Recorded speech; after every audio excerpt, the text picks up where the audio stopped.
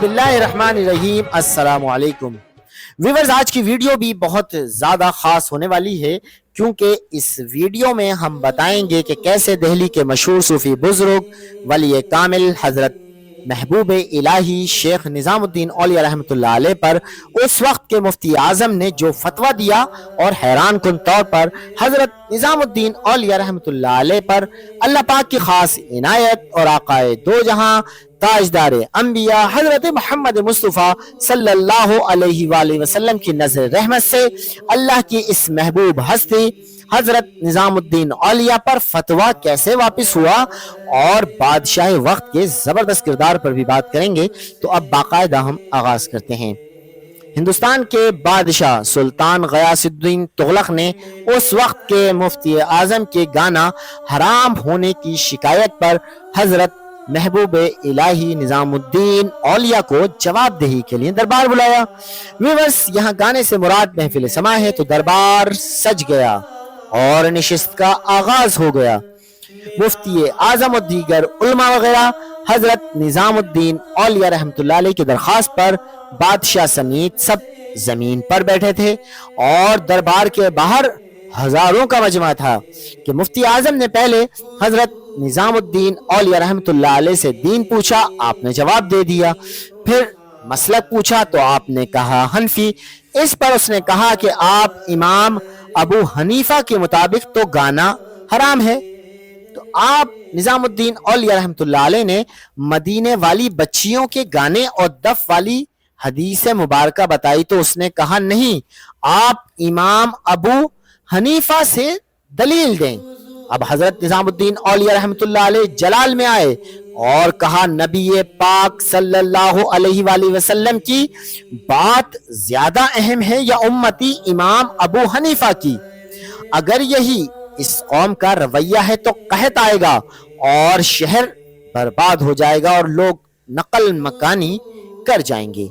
इस पर उलमा ने शोर मचा दिया कि आपने इमाम अबू हनीफा की गुस्ताखी की है और बादशाह से कहा कि इनसे तौबा कराएं और गाने का मना करें। इस पर हजरत निज़ामुद्दीन औलिया रहमतुल्लाह अलैह ने बादशाह को कहा, आप ऐसा कोई हुक्म ना दें। मुफ्ती आजम ने मुतकब्बिराना लहजे में कहा कि मैं अपने इख्तियार से काम लेकर तुमको रोकूंगा। इस पर हजरत निज़ामुद्दीन औलिया रहमतुल्लाह अलैह ने जलाल में कहा कि अपने चंद रोजा इख्तियारात पर घमंड न करो, वो बहुत जल्द फना हो जाएंगे। बादशाह ये सुनकर मुफ्ती आजम से उन्होंने कहा कि गुल न मचाओ, हजरत निज़ामुद्दीन औलिया रहमतुल्लाह अलैह की हदीस मुबारका की दलील का तुम जवाब दो।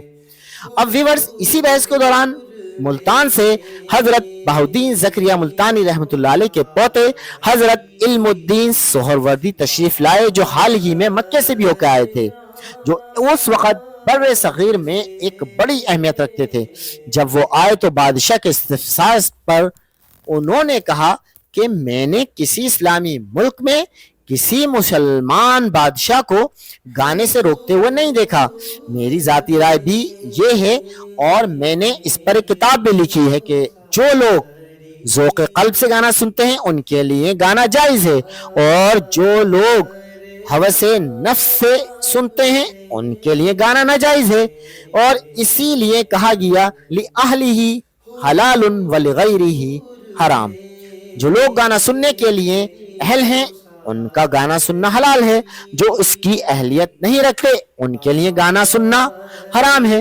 मैं यकीन के साथ कहता हूं कि हजरत शेख निज़ामुद्दीन औलिया रहमतुल्लाह अलैह बदायूनी और उनके मुरीद व खुलफा ज़ौक़ क़ल्ब से गाना सुनते हैं, इसीलिए उनका गाना सुनना यानी समा जायज है।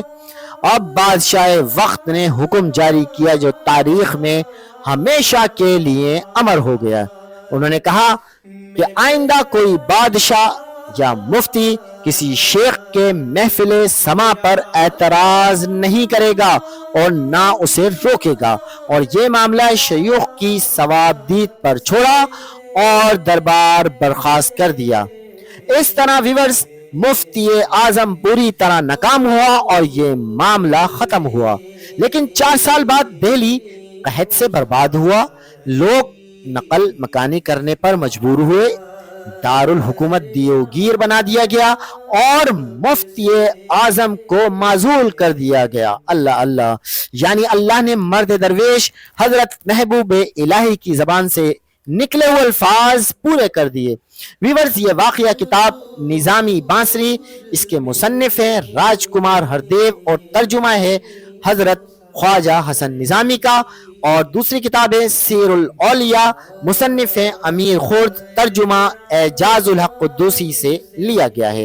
व्यूअर्स, आपने वीडियो देखी, आपको वीडियो कैसी लगी हमें कमेंट जरूर करें।